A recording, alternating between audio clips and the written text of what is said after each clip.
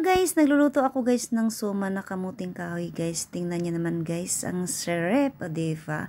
Malagkit siya guys. Tapos, ayan, in-steam ko guys. Nilagay ko siya sa tingko. So, ayan mga guys, malapit na yan maluto mga guys. Takam na ako. So, una guys, syempre, kinayod-kayod muna guys yung kamuting kahoy. O diba? Salamat sa kapitbahay ko na nagkayod ng kamuting kahoy.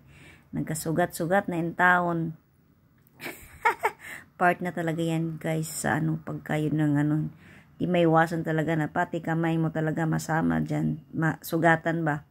Masama at pagkayod-kayod po. Apil o kuan. Kayod. Diba?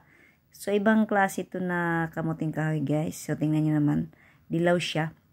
Hindi katulad sa white na kamuting kahoy na matubig siya guys. So yan, nilagyan ko na siya guys ng asukal. Nakalimutan ko lang guys, wala palang gata. Kaya medyo matigas. Pero masarap naman ang matigas, diba guys?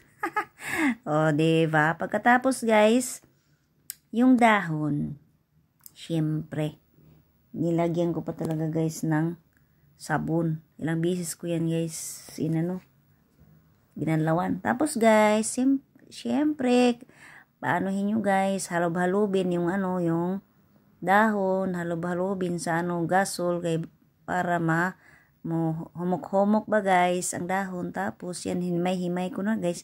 Syempre, punas-punasan nyo guys. Pagkatapos, ilagay yung kamuting kahoy. Tapos guys, pagulong-gulongin nyo yung kamuting kahoy.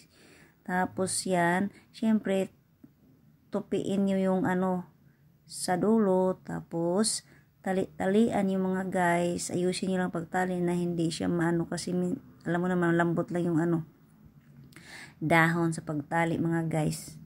So yan na nga guys, marami na akong nagawa. Salamat alias sa dahon kasi nakagawa tayo ng kamuting kahoy. Ayan, namigay din ako sa aking mga kapitbahay mga guys dito sa mga Indonesian friends.